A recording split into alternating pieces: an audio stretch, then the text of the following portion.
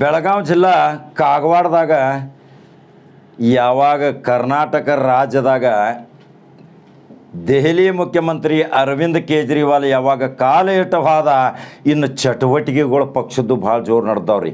ಅದರ ಸಲುವಾಗಿ ಕಾಗವಾಡದಾಗ ಒಬ್ಬ ಯುವಕ ಭಾಳ ಜೋರು ಚಟುವಟಿಕೆ ನಡೆಸ್ಯಾನ ಮನೆ ಹಿಡಿದು. ಅವ ಯಾರು ಗೊತ್ತೈತೇನ್ರಿ? ಅಂದ್ರೆ ಇನ್ನು ಮುಂದೆ ಏನು ಕಾಗವಾಡ ಕಬ್ಜಾ ತೊಗೋತಾರೆ ಅಂಬಲ್ರಿ ಆಮ್ ಆದ್ಮಿ ಕಸಬರಿಗೆ. ಯಾಕಂದ್ರೆ ಕಾಗವಾಡದಾಗ ಬರೀ ಕಾಂಗ್ರೆಸ್ BJPನ ಹಾಕೋತ ಹೋಗೈತಿ. ಆದ್ರೆ ಇನ್ನು ಮುಂದಲ್ಲಿ ಕಸಬರಿಗೆ ಹಿಡ್ಕೊಂಡು ಒಬ್ಬ ಯುವಕ ಧುಮ್ಕ್ಯಾನ. ಆ ಯುವಕಗೂ ಮಾತ್ರ ಭಾಳ ಸಪೋರ್ಟ್ ಸಿಗಾಕತ್ತೈತಿ. ಆ ಯುವಕ ಯಾರು ಗೊತ್ತೈತೇನ್ರಿ? ಪ್ರಶಾಂತ್ ಭಜಂತ್ರಿ ಅಂತೇಳಿ ಒಬ್ಬ ಯುವಕ. ನೂರಾರು ಯುವಕರನ್ನ ಸಂಘಟನೆ ಮಾಡ್ಕೊಂಡ ಇವತ್ತು ಕಾಗವಾಡ ಪ್ರತಿ ಮನೆ ಮಗ ಆಗಿ ತಿರುಗಾಡಕತ್ತಾನ. ಆದ್ರೆ ಆಮ್ ಆದ್ಮಿ ಕೇಜ್ರಿವಾಲನ ಪಕ್ಷ ಮಾತ್ರ ಅಲ್ಲಿ ಬಾವುಟ ಹಾರಿಸ್ತೈತೆ ಅನ್ನೋ ಜನ ಮಾತಾಡಕತ್ತಾರ್ರಿ. ಏನು ಹೇಳಕ್ಕೆ ಬರಂಗಿಲ್ಲ, ಉಲಟ ಪಲಟ ಆಗಬಹುದು. ಪ್ರಶಾಂತ್ ಭಜಂತ್ರಿ ಮೇಲೆ ಅಲ್ಲಿಯೇ ಮತದಾರ ಪ್ರೀತಿ ಇತ್ತಂದ್ರೆ ಅವನು ವಿಧಾನಸಭಾ ಕಳಿಸ್ಬೋದು. ಅಲ್ಲಿ ನೋಡ್ರಿ ಆಮ್ ಆದ್ಮಿ ಪಕ್ಷ ಕಾರ್ಯಚಟುವಟಿಕೆ ಏನು ಮಾಡಕತ್ತಾರ. ಯಾರಿಗೆ ತೊಂದರೆ ಆಗೈತಿ, ಯಾರಿಗೆ ಪೆನ್ಷನ್ ಸಿಕ್ಕಿಲ್ಲ, ಯಾರಿಗೆ ನೋವು ಆಗೈತಿ, ಯಾರಿಗೆ ಸರ್ಕಾರದಿಂದ ತೊಂದರೆ ಆಗೈತಿ, ಎಲ್ಲಿ ಲಂಚ್ ನಡೆದೈತಿ, ಅದಕ್ಕೆ ಪ್ರಶಾಂತ್ ಭಜಂತ್ರಿ ಒಂದು ಗ್ಯಾಂಗ್ ತೊಗೊಂಡು ಬಂದು ಹಾಜರಾಕಾನ್ರಿ. ಹಾಜರಾದ ತಕ್ಷಣ ಕರ್ಕೊಂಡು ಹೋಗ್ತಾನೆ, ತಹಸೀಲ್ದಾರ್ DC ತಗ ಒಯ್ತಾನೆ, ಕೂತು ಅವ್ರ ಅವ್ರ ಸಮಸ್ಯೆಗಳನ್ನ ಪರಿಹಾರ ಮಾಡ್ತಾನೆ. ಅಲ್ಲಿ ಒಬ್ಬ ಕಬ್ಬಿನ ಬಿಲ್ ಬಾಕಿ ಕೊಡ ಅಂತೇಳಿ ಕೂತಾನ್ರಿ ಕುಮಾರ ಮಾಕಣ್ಣವ್ರು ಅಂತೇಳಿ. ಅವಂಗ ನೋಡ್ರಿ ಆಮ್ ಆದ್ಮಿ ಟೊಪ್ಪಿಗೆ ಹಾಕ್ಯಾರ. ಅವ 2017-18ರಿಂದ ಕಬ್ಬಿನ ಬಿಲ್ ಬಾಕಿ ಕೊಡತ್ತೇಳಿ ಅವ ಕೇಳಿ ಎಡ್ತಾಕೆ ಸಾಕಾದ ಮೇಲೆ ತಹಸೀಲ್ದಾರ್ ಕಚೇರಿ ಮುಂದೆ ಸತ್ಯಾಗ್ರಹನ ಹೂಡಾಕತ್ತಾನೆ. ಅದಕ್ಕೆ ಆಮ್ ಆದ್ಮಿಯವ್ರು ಬಂದು ನಿಂತು ಬಿಟ್ಟಾರ್ರಿ. ಇನ್ನು ಆಮ್ ಆದ್ಮಿ ಕರ್ನಾಟಕದಾಗ ಸಣ್ಣ ಬೇರು ಬಿಡಾಕತ್ತಾವ. ಆ ಬೇರುಗಳು ಎಲ್ಲರೇ ಗಟ್ಟಿಯಾಗಿ ನಿಂತು ದೊಡ್ಡ ಆಲದ ಮರ ಆಗತೈತೆ ಅನ್ನೋದನ್ನು ಹಿಂದಕಲೇ ಭವಿಷ್ಯ ಹೇಳೇನೆ. ಯಾಕಂದ್ರೆ ಇವು 3 JCBಗಳ ತಮ್ಮ ನಿರ್ಲಕ್ಷ್ಯ ಧೋರಣೆ, ಜನರ ಕರೆ ಉಪಯೋಗ ಮಾಡ್ಕೊಳ್ಳೋದು, ಯುವಕರನ್ನ ಬಳಸ್ಕೊಳ್ಳೋದು. ಆದರೆ ಯುವಕರಿಗೆ ಯಾವುದೇ ರಾಜಕೀಯ ವೇದಿಕೆ ಕಲ್ಪಿಸಿ ಕೊಡಕ್ಕೆ ಬರಂಗಿಲ್ಲ ರೀ. ಯಾಕಂದ್ರೆ ಇವರು ಸಾಯು ವಯಸ್ಸಿನಾಗೂ ಶಾಸಕರಾಗಬೇಕು ಅನ್ನೋದು ಆಸೆ. ತಲಾಂತರದಿಂದ ಇವರೆಲ್ಲ ಕುಟುಂಬ ರಾಜಕೀಯ ಮಾಡ್ಕೊತ ಬಂದವ್ರು. ಹಂಗಾದ್ರೆ ಕಾಗವಾಡದಾಗ ಪ್ರಶಾಂತ್ ಭಜಂತ್ರಿ ಮಾಡುತ್ತಿರುವ ಚಟುವಟಿಕೆ, ಮಾಡುತ್ತಿರುವ ಸಹಾಯ, ಮಾಡುತ್ತಿರುವ ಸಮಾಜ ಕಾರ್ಯ ಆಮ್ ಆದ್ಮಿ ಪಕ್ಷ ಕೇಜ್ರಿವಾಲ್ಗೆ ಭಾಳ ಮೆಚ್ಚುಗೆ ವ್ಯಕ್ತ ಆಗೈತ್ರಿ. ಕೇಜ್ರಿವಾಲ ಏನು ನೇರವಾಗಿ ಇಂಥ ಯುವಕರನ್ನ ಆಯ್ಕೆ ಮಾಡವ್ರಿ. ಮಾಡಿದ ತಕ್ಷಣ ಇಂಥವ್ರಿಗೆ B ಫಾರ್ಮ್ ಕೊಡವ. ಕೊಟ್ಟ ಮೇಲೆ ಅವು ಬಂದು 1 ತಾಸು ಭಾಷಣ ಮಾಡಿದ ಅಲ್ಲಿ ತಿರುಮುರು ಆಗಿಬಿಡ್ತೈತಿ. ಗಬಕನ ಕಸಬರಿಗೆ ಎಲ್ಲರೂ ಕೈಯಾಗಿ ಹಿಡ್ಕೊಂಡ್ಬಿಡ್ತಾರು. ಕಸಬರಿಗೆ ಹಿಡಿದ ತಕ್ಷಣ ವಿಧಾನಸೌಧ ಮೊದಲನೇ ಬಾಗಿ 2023ದಾಗ ಪ್ರವೇಶ ಆಗೋದು. ಅದು ಬಹುಶಃ ಉತ್ತರದಿಂದ ಆತಂದ್ರೆ ಕಾಗವಾಡ ಬರ್ತೈತಿ, ಈ ಕಡೆ ಮತ್ತು ದಕ್ಷಿಣ ಅಂದ್ರೆ ಮೈಸೂರು ಬರ್ತೈತಿ. ಇನ್ನು ಕಾದು ನೋಡ್ಬೇಕಲ್ರಿ ಪ್ರಶಾಂತ್ ಭಜಂತ್ರಿ ಏನಲ್ಲಿ ಚಟುವಟಿಕೆ ಮಾಡ್ಯಾನ. ಪ್ರತಿಯೊಂದು ಭಾವಚಿತ್ರ ಹಾಕಾಕತ್ತಾನೆ. ಅವು ಯಾವ ಸಾಮಾಜಿಕ ಚಟುವಟಿಕೆ ಮುಖಾಂತರ ಅಲ್ಲಿ ಮನೆ ಮಗ ಅನ್ಸ್ಕೊಳಕತ್ತಾನೆ. ಹಂಗಾದ್ರೆ ಕಾಗವಾಡ ಮತ್ತು ಕ್ಷೇತ್ರದ ಜನತೆ ಪ್ರಶಾಂತ್ ಭಜಂತ್ರಿ ಬಗ್ಗೆ ಎಷ್ಟು ಮೆಚ್ಚುಗೆ ವ್ಯಕ್ತಪಡಿಸ್ತೀರಿಪ್ಪ, ಅವ್ಗೆ ಎಷ್ಟು ಲೈಕ್ ಮಾಡ್ತೀರಿ, ಶೇರ್ ಮಾಡ್ತೀರಿ, ಅದನ್ನು ನಾವು ನೋಡೋರಲ್ಲ. ಇವು MLA ಆಗ್ಬೇಕನ್ನೋರು 8 ಮಂದಿ ನಮ್ಮ ಕಮೆಂಟ್ ಬಾಕ್ಸ್ನಾಗ ತಿಳಿಸ್ರಿ. ಮುಂದೆ ಮತ್ತೆ ಬೇರೆ ಸುದ್ದಿ ಹೋಗಿ ಬರ್ತಾನೆ. ನಂಬರ್ 1 ಚಾನಲ್ ಲೈಕ್ ಮಾಡಿರಿ, ಶೇರ್ ಮಾಡಿರಿ, ಫಾಲೋ ಮಾಡೋದು ಮರಿಬೇಡ್ರಿ. ಕಾಗವಾಡ ಮಾಡ್ತಾರ. ಯಾಕಂದ್ರೆ ಜವಾರಿ ಕಾಕ ಅಂದ ಒಂದು ಕ್ಷೇತ್ರದಾಗ ಒಮ್ಮೆ ವಿಡಿಯೋ ಹೋತ್ 20,000ದಿಂದ 25,000 ಮತಗಳ ಉಲಟ ಪಲಟ ಆಕ್ಕವ. ಅಷ್ಟು ಶಕ್ತಿ ನಮ್ಮಲ್ಲಿ ಐತಿ. ಈ ನಂಬರ್ 1 ಚಾನಲ್ ಉತ್ತರ ಕರ್ನಾಟಕದ ಹೆಮ್ಮೆಯ ಚಾನಲ್. ಬರ್ಲ್ರಪ್ಪ ಬೇರೆ ಸುದ್ದಿ ತೊಗೊಂಡ. ನಮಸ್ಕಾರ ರೀ. ಆಮ್ ಆದ್ಮಿ ಪಕ್ಷ ಕಾಗವಾಡ ಮತಕ್ಷೇತ್ರ ಇವತ್ತು ಇಲ್ಲಿ ಜನರ ಸಮಸ್ಯೆಗಳು, ಮೂಲಭೂತ ಸೌಕರ್ಯಗಳಿಂದ ವಂಚಿತರಾದಂತಹ ಕೆಲವು ಸಮಸ್ಯೆಗಳನ್ನ ಕೇಳೋದರ ಜೊತೆಗೆ ಮುಖ್ಯವಾಗಿ ರೈತರ ಸಮಸ್ಯೆಗಳನ್ನ ನಾವು ಮೊದಲು ನೋಡಬೇಕಾಗುತ್ತೆ. ಯಾಕಂದರೆ ರೈತ ಈ ದೇಶದ ಬೆನ್ನೆಲುಬು. ಆ ನಿಟ್ಟಿನಲ್ಲಿ ಇವತ್ತು ನಮ್ಮ ಕಾಗವಾಡ ಮತಕ್ಷೇತ್ರದಲ್ಲಿ ರೈತರ ಪರವಾಗಿ ಇವತ್ತು ಯಾರು ಪಟ್ಟಭದ್ರ ಹಿತಾಸಕ್ತಿಗಳು, ಇವತ್ತು ಒಂದು ಭ್ರಷ್ಟ ರಾಜಕಾರಣಿಗಳು ಇವತ್ತು ಹಣದ ಬಲದಿಂದ, ಯಾವ ಹಣದ ಬಲದಿಂದ ಸಕ್ಕರೆ ಕಾರ್ಖಾನೆಗಳನ್ನು ಮಾಡಿಕೊಂಡು, ರಿಯಲ್ ಎಸ್ಟೇಟ್ಗಳನ್ನ ಮಾಡಿಕೊಂಡು ತಮ್ಮ ದುರಾಡಳಿತದಿಂದ ಇಲ್ಲಿ ಜನರನ್ನು ಒಂದು ಗುಂಡಾಗಿರಿಯಿಂದ ಇಲ್ಲಿ ಭಯಪಡಿಸುವಂಥ ಪ್ರವೃತ್ತಿಯನ್ನು ಇಟ್ಕೊಂಡು ಇವತ್ತು ಪ್ರಜಾಪ್ರಭುತ್ವ ವ್ಯವಸ್ಥೆಯನ್ನೇ ಹಾಳು ಮಾಡಲಿಕ್ಕೆ ಹೋಗ್ತಾರೆ ಅಂತ ಈ ಭ್ರಷ್ಟ ರಾಜಕಾರಣಿಗಳನ್ನು ಇವತ್ತು ತೊಡೆದು ಹಾಕುವುದಕ್ಕೋಸ್ಕರ ಭಾರತ ದೇಶದಲ್ಲಿ ಅರವಿಂದ್ ಕೇಜ್ರಿವಾಲ್ ಸಾಹೇಬರ ನೇತೃತ್ವದಲ್ಲಿ ಆಮ್ ಆದ್ಮಿ ಪಾರ್ಟಿ ಪ್ರತಿಯೊಂದು ದಿಲ್ಲಿಯಿಂದ ಹಳ್ಳಿಯಿಂದ ದಿಲ್ಲಿಯವರೆಗೂ ಇವತ್ತು ಸಿದ್ಧವಾಗಿ ನಿಂತಿದೆ. ಜನ ಅದಕ್ಕೆ ಅದೇ ರೀತಿಯ ಸಹಕಾರವನ್ನು ಕೊಡ್ತಾ ಇದ್ದಾರೆ, ಬೆಂಬಲವನ್ನು ಕೊಡ್ತಾ ಇದ್ದಾರೆ. ಅದೇ ನಿಟ್ಟಿನಲ್ಲಿ ಇವತ್ತು ನಮ್ಮ ಕ್ಷೇತ್ರದಲ್ಲಿ, ಕಾಗವಾಡ ಮತಕ್ಷೇತ್ರದಲ್ಲಿ ಶೇಡಬಾಳ್ ಗ್ರಾಮದ ಒಬ್ಬ ಉತ್ಸಾಹಿ ಹೋರಾಟಗಾರ ಇವತ್ತು ಇಲ್ಲಿ ಆಗ್ತಾ ಇರುವಂಥ ರೈತರಿಗೆ ಆಗ್ತಾ ಇರುವಂಥ ಅನ್ಯಾಯದ ವಿರುದ್ಧ ಏಕಾಂಗಿಯಾಗಿ ಸಿಡಿದು ನಿಂತು ಇವತ್ತು ಹೋರಾಟವನ್ನು ನಡೆಸ್ತಾ ಇದ್ದಾರೆ. ನಿರಂತರವಾಗಿ ತಮ್ಮ ಹೋರಾಟವನ್ನು ಇಲ್ಲಿ ಬರಬೇಕಾದ ಕಬ್ಬಿನ ಬಿಲ್ ಬಾಕಿ ಬಿಲ್ ಪರವಾಗಿ ಸಾಕಷ್ಟು ಇವತ್ತು ಏಕಾಂಗಿಯನ್ನು ಹೋರಾಟವನ್ನು ಮಾಡ್ತಾ ಬಂದರು ನಮ್ಮ ಕುಮಾರ್ ಮಾಕಣ್ಣವರು. ಆದರೆ ಈ ಲಂಚಕೋರ ಅಧಿಕಾರಿಗಳು, ಭ್ರಷ್ಟ ಅಧಿಕಾರಿಗಳು, ರಾಜಕಾರಣಿಗಳ ಬಕೆಟ್ ಹಿಡಿದುಕೊಂಡು ಇವತ್ತು ಅವರಿಗೆ ಜಿ ಹುಜೂರ್ ಅಂದ್ಕೊಂಡು ಇಂತಹ ಹೋರಾಟಗಾರನ್ನ ಇವತ್ತು ಅವರು ಕಡೆಗಣಿಸಿದ್ದಾರೆ. ಇವರ ಸಮಸ್ಯೆಗೆ ಧ್ವನಿಯಾಗುವುದನ್ನು ಬಿಟ್ಟು ಇವರು ಮನವಿಯನ್ನು ತೆಗೆದುಕೊಂಡು ಸತ್ಯಾಗ್ರಹವನ್ನು ಮಾಡಬೇಕು, ಕೂತ್ಕೊಳ್ಬೇಕು, ದಿವಸ 2 ದಿವಸ ಧರಣಿಯನ್ನು ಮಾಡಬೇಕು. ಆದರೆ ಇವರು ಅದನ್ನು ಉಪೇಕ್ಷೆ ಮಾಡ್ತಾ ಇವತ್ತು ಆ ಅಧಿಕಾರಿಗೆ ಹೇಳಿದ್ದೀವಿ, ಇವತ್ತು ಬನ್ನಿ ನಾಳೆ ಬನ್ನಿ ಅನ್ನುವಂಥ ವಿಚಾರಗಳು ನಡೀತಾ ಇತ್ತು. ಆದರೆ ಇವತ್ತು ಹೇಳ್ತಾ ಇದ್ದೀವಿ, ಕಾಗವಾಡ ಮತಕ್ಷೇತ್ರ ಜನತೆಗೆ ನಾವು ಆಮ್ ಆದ್ಮಿ ಪಕ್ಷ ಇವತ್ತು ರೈತರ ಜೊತೆಗಿದೆ. ಅರವಿಂದ್ ಕೇಜ್ರಿವಾಲ್ ಸಾಹೇಬರಿಗೆ ನಿನ್ನೆ ತಾನೇ ಬೆಂಗಳೂರಿನಲ್ಲಿ ಎಲ್ಲ ರೈತ ಸಂಘಟನೆಗಳು, ಎಲ್ಲ ರೈತ ಸಮುದಾಯ, ರೈತ ಬಾಂಧವರು ಇವತ್ತು ಬೆಂಬಲ ಕೊಟ್ಟಿದ್ದೀರಿ. ಆದರೆ ಆ ನಿಟ್ಟಿನಲ್ಲಿ ಇವತ್ತು ನಾವು ಕಾಗವಾಡ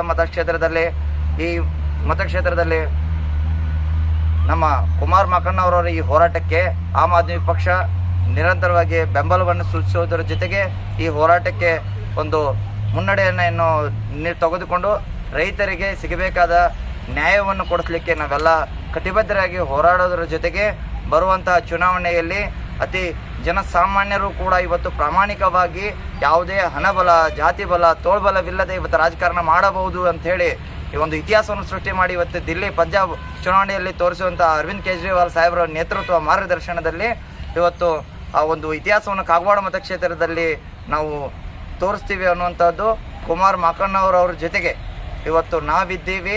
ಆಮ್ ಆದ್ಮಿ ಪ್ರತಿಯೊಬ್ಬ ಜನಸಾಮಾನ್ಯ, ಕಾಗವಾಡ ಮತಕ್ಷೇತ್ರದ ಪ್ರತಿಯೊಬ್ಬ ಜನಸಾಮಾನ್ಯ ಕುಮಾರ್ ಮಾಕಣ್ಣವ್ರ ಜೊತೆ ಅನ್ನೋದಕ್ಕಿಂತ ಪ್ರತಿಯೊಬ್ಬ ರೈತ ಬಾಂಧವರ ಜೊತೆಗೆ ಆಮ್ ಆದ್ಮಿ ಪಾರ್ಟಿ ಇದೆ. ಆಮ್ ಆದ್ಮಿ ಪಾರ್ಟಿಯ ಜೊತೆಗೆ ಪ್ರತಿಯೊಬ್ಬ ರೈತ ಬಾಂಧವರು ಇದ್ದಾರೆ ಅನ್ನೋ ಒಂದು ವಿಶ್ವಾಸದಲ್ಲಿ ಇವತ್ತಿಗೆ ಈ ಹೋರಾಟಕ್ಕೆ ನಾವು ಮುನ್ನಡೆ ತಗೊಳ್ತಾ ಇದ್ದೀವಿ. ಆ ನಿಟ್ಟಿನಲ್ಲಿ ತಮ್ಮೆಲ್ಲರ ಬೆಂಬಲ ಈ ಹೋರಾಟಕ್ಕಿರಲಿ. ಇನ್ನು ಕೆಲವೇ ದಿನಗಳಲ್ಲಿ ನಾವು ಈ ಹೋರಾಟವನ್ನು ತಮ್ಮ ಮುಂದೆ ಇವತ್ತು ಬರ್ತೀವಿ. ಈ ಹೋರಾಟವನ್ನು ನಾವು ಇನ್ನೂ ಹೆಚ್ಚಿನ ಮಟ್ಟದಲ್ಲಿ ತೆಗೆದುಕೊಂಡು ಒಂದು ಬದಲಾವಣೆಗಾಗಿ ಮಾಡೋಣ ಅಂತ ಹೇಳ್ತಾ ನಾನು 2 ಮಾತು ಮುಗಿಸ್ತೀನಿ. ಶೇಡಬಾಳ್ ಪಟ್ಟಣ ಪಂಚಾಯತಿಯ ಕುಮಾರ್ ಮಾಕಣ್ಣವರೆಂಬ ನಾನು ಕಾಗವಾಡ ಮತ್ತು ಅಥಣಿ ತಾಲೂಕುಗಳಲ್ಲಿ 5 ಸಕ್ಕರೆ ಕಾರ್ಖಾನೆಗಳ ಮಾಲೀಕರು 2017-18ರಲ್ಲಿ ರೈತರಿಗೆ ಪ್ರತಿ ಟನ್ ಕಬ್ಬಿಗೆ 2,900 ರೂಪಾಯಿಗಳನ್ನು ಕೊಡುತ್ತೇವೆ ಎಂದು ಹೇಳಿ ರೈತರಿಂದ ಕಬ್ಬನ್ನು ತೆಗೆದುಕೊಂಡಿರ್ತಾರೆ. ಅದೇ ಪ್ರಕಾರ ಹಲ್ಯಾಳ್ ಸಕ್ಕರೆ ಕಾರ್ಖಾನೆದವರು ಎಲ್ಲ ರೈತರಿಗೆ ಪ್ರತಿ ಟನ್ ಕಬ್ಬಿಗೆ 2,900 ರೂಪಾಯಿಗಳನ್ನು ಪೂರೈಸಿದ್ದಾರೆ. ಉಳಿದ ಬಾಕಿ 4 ಸಕ್ಕರೆ ಕಾರ್ಖಾನೆಗಳ ಮಾಲೀಕರು ರೈತರಿಗೆ ಪ್ರತಿ ಟನ್ ಕಬ್ಬಿಗೆ 2,900 ರೂಪಾಯಿಗಳನ್ನು ಮಾತ್ರ ಕೊಟ್ಟಿರ್ತಾರೆ. ಉಳಿದ ಬಾಕಿ ಹಣ 400 ರೂಪಾಯಿಗಳಂತೆ 4 ಸಕ್ಕರೆ ಕಾರ್ಖಾನೆಗಳ ಮಾಲೀಕರಿಂದ ರೈತರಿಗೆ ಉಳಿದ ಬಾಕಿ ಹಣ ಬರಬೇಕಾದ ಹಣ 280 ಕೋಟಿ ಇರುತ್ತದೆ.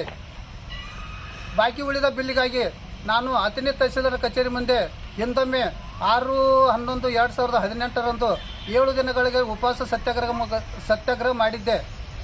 ಆಗ ಅಥಣಿ ಶಾಸಕರಾದ ಮಹೇಶಣ್ಣ ಕುಮಟಳ್ಳಿಯವರು ಮತ್ತು ಅಥಣಿ ತಹಸೀಲ್ದಾರ್ ಸಾಹೇಬರು ಕೂಡಿಕೊಂಡು ನನಗೆ ಆಶ್ವಾಸನೆ ಕೊಟ್ಟು ನಾವು 4 ಸಕ್ಕರೆ ಕಾರ್ಖಾನೆಗಳ ಜೊತೆ ಚರ್ಚಿಸಿ, ಜಿಲ್ಲಾಧಿಕಾರಿಗಳ ಜೊತೆ ಚರ್ಚಿಸಿ ನಿಮ್ಮ ಬಾಕಿ ಉಳಿದ ಬಿಲ್ ಕೊಡುವುದನ್ನು ವ್ಯವಸ್ಥೆ ಮಾಡಿಸುತ್ತೇವೆ ಎಂದು ಹೇಳಿ ಅಲ್ಲಿಯವರೆಗೆ ನಿನ್ನ ಸತ್ಯಾಗ್ರಹವನ್ನು ಹಿಂಪಡೆಯಬೇಕೆಂದು ಹೇಳಿದ್ದರು. ಆದ ಕಾರಣ ನಾನು ಆವತ್ತಿನ ದಿನ ನನ್ನ ಸತ್ಯಾಗ್ರಹವನ್ನು ಹಿಂದೆ ತೆಗೆದುಕೊಂಡಿದ್ದೆ. ಆದರೆ ಅದು ಇದುವರೆಗೆ ಕಾರ್ಖಾನೆಗಳ ಮಾಲೀಕರಾಗಲಿ ಅಥವಾ ಜಿಲ್ಲಾಧಿಕಾರಿಗಳಲ್ಲಿ ಯಾವುದೇ ತೀರ್ಮಾನ ತೆಗೆದುಕೊಂಡಿರುವುದಿಲ್ಲ. ಆದ ಕಾರಣ ಈಗ ಮತ್ತೆ ನಾನು ಮೊನ್ನೆ ಕಾಗವಾಡ ತಹಸೀಲ್ದಾರ್ ಆಫೀಸ್ ಮುಂದೆ ಸೋಮವಾರ ದಿನಾಂಕ 18/4/2022ರಂದು ಉಪವಾಸ ಸತ್ಯಾಗ್ರಹ ಮಾಡಿದ್ದೆ. ಮಾರನೇ ದಿನವೇ ಅಥಣಿ ತಹಸೀಲ್ದಾರ್ ಸಾಹೇಬರು ಮತ್ತು ಕಾಗವಾಡ ತಹಸೀಲ್ದಾರ್ ಸಾಹೇಬರು ಕೂಡಿಕೊಂಡು ನನಗೆ ಮನವರಿಕೆ ಮಾಡಿದರು. ನೀನು ಮಾಡುತ್ತಿರುವ ಉಪವಾಸ ಸತ್ಯಾಗ್ರಹದ ಸುದ್ದಿಯನ್ನು ನಾವು ಯಾರ್ಯಾರಿಗೆ ಮುಟ್ಟಿಸಬೇಕು ಅನ್ನೋದನ್ನು ಮುಟ್ಟಿಸಿದ್ದೇವೆ. ನಮ್ಮ ಕೈಯಿಂದ ಆದಷ್ಟು ಸಾಧ್ಯವಾದಷ್ಟು ಮಾಡಿದ್ದೇವೆ. ನೀನು ಈ ರೀತಿ ಈ ಉರಿ ಬಿಸಿಲಿನಲ್ಲಿ ಉಪವಾಸ ಸತ್ಯಾಗ್ರಹ ಮಾಡುವುದು ಸರಿಯಲ್ಲ ಎಂದು ಹೇಳಿ ಮನವರಿಕೆ ಮಾಡಿ ನೀನು DC ಸಾಹೇಬರಿಗೆ ಒಂದು ಸಲ ಭೇಟಿಯಾಗುವಂತ ಹೇಳಿದರು. ಅದೇ ಪ್ರಕಾರ ನಾನು ನಿನ್ನೆ DC ಸಾಹೇಬರಿಗೆ ಭೇಟಿಯಾಗಿದ್ದೆ. ಅವರು ಒಂದು ಮನವಿಯನ್ನು ಕೊಡುವಂತ ಹೇಳಿದ್ದರು. ಅವರಿಗೆ 12 ದಿನದಲ್ಲಿ ಮನವಿಯನ್ನು ಕೊಟ್ಟು ಬರುತ್ತೇನೆ. ಮುಂದೆ ಬಾಕಿ ಉಳಿದ ರೈತರ ಬಿಲ್ಲನ್ನು ಜಮಾ ಆಗುವವರೆಗೆ ಮತ್ತು 4 ಸಕ್ಕರೆ ಕಾರ್ಖಾನೆಗಳು ಕೊಡುವವರೆಗೆ ನಾನು ಉಗ್ರ ಹೋರಾಟ ಮಾಡುತ್ತೇನೆ ಎಂದು ಹೇಳಿ ನಾನು ಇನ್ನು ಮುಂದೆ ಉಪವಾಸ ಸತ್ಯಾಗ್ರಹದ ಜೊತೆಗೆ ಉಗ್ರ ಹೋರಾಟ ಮಾಡುತ್ತೇನೆ. ಚೆನ್ನಪ್ಪ ಪುಣ್ಯಂತ ಉಗಾರ ಕುರ್ದ ಕಾಗವಾಡ ತಾಲೂಕು ಬೆಳಗಾವಿ ಡಿಸ್ಟಿಕ್. ಮೊನ್ನೆ ಆಮ್ ಆದ್ಮಿ ಪಕ್ಷ ವತಿಯಿಂದ ಪುರಸಭೆಯಲ್ಲಿ ಚುನಾವಣೆ ಒಳಗೆ ಸ್ಪರ್ಧಿಸಿದ್ದೇನೆ. 3 ಮತಗಳಿಂದ ನಾನು ಹಿನ್ನಡೆ ಆಯಿತು. ಭ್ರಷ್ಟ ರಾಜಕಾರಣಿಗಳಿಂದ ನನಗೆ ಆಯುಷ್ಯ ಹಣ ಕೊಟ್ಟು ನನ್ನನ್ನು ಸೋಲಿಸಿರೋದ್ರಿಂದ ನಿಜಕ್ಕೂ ನನಗೆ ನನ್ನ ಜನಗಳಿಗೆ ಒಳ್ಳೆಯ ಅಭಿಪ್ರಾಯ ಇತ್ತು. ನಾನು ತರಬೇಕನ್ನೋ ವಿಚಾರ ನಮ್ಮ ಪಕ್ಷದ ವತಿಯಿಂದ ನಾನು ತರಬೇಕನ್ನೋ ಭಾಳ ಗುರಿ ಇಟ್ಕೊಂಡ್ರು. ಬಟ್ ಇದನ್ನು ಭ್ರಷ್ಟ ರಾಜಕಾರಣಿ ಇರೋದ್ರಿಂದ ನನಗೆ ಸೋಲನ್ನು ಹಿನ್ನಡೆ 3 ಮತಗಳಿಂದ ಹಿನ್ನಡೆ ಆಯಿತು. ಹೀಗಾಗಿ ಬರೋ ಚುನಾವಣೆ ಒಳಗೆ ನಮ್ಮ 23 ವಾರ್ಡ್ ಪುರಸಭೆಯಲ್ಲಿ ಆಮ್ ಆದ್ಮಿ ಪಕ್ಷದ ಪ್ರತಿ ವಾರ್ಡ್ದಲ್ಲಿ ನಾವು ಕೆಲಸ ಮಾಡ್ತಾಯಿದ್ದೀವಿ. ಇನ್ನು ಬರೋ ಚುನಾವಣೆ ನಾವು ಗೆಲ್ಲಿಸ್ತೀವಿ ಅನ್ನೋ ನಮಗೆ ಭರವಸೆ ಇದೆ. ಜನರ ಅಭಿಪ್ರಾಯವೂ ಒಳ್ಳೆಯದಿದೆ ನಮ್ಮ ಮೇಲೆ. ಮನೆಗೆ ಹೋದರೆ ನಮಗೆ ಸ್ವಾಗತ. ಯಾಕಂದರೆ ನಮ್ಮ ಹುಡುಗ ಅಂತಂದು ಹೇಳ್ತಾರೆ ಪ್ರತಿಯೊಬ್ಬರು. ನಾವು ಈ ಬರೋ ಚುನಾವಣೆ ಒಳಗೆ ನಮ್ಮ ಪಕ್ಷ ಬರೋ ಕಾಗವಾಡ ಮತಕ್ಷೇತ್ರದಲ್ಲಿ ಆಮ್ ಆದ್ಮಿ ಪಕ್ಷವನ್ನು ತರಬೇಕು ಅನ್ನೋ ವಿಚಾರದಲ್ಲಿದ್ದೀವಿ. ಬಟ್ ನಮಗೆ ಸಹೋದರದಂಥ ಶ್ರೀ ಪ್ರಶಾಂತ್ ಭಜಂತ್ರಿ ಅವರನ್ನು ಗೆಲ್ಲಿಸ್ಬೇಕು ಅನ್ನೋ ನಮ್ಮಲ್ಲಿ ವಿಚಾರ ಇದೆ. ಅವ್ರನ್ನ ತರ್ತೀವಿ. ಯಾಕಂದರೆ ನನ್ನ ಜನಗಳ ಬೆಂಬಲವೂ ಇದೆ.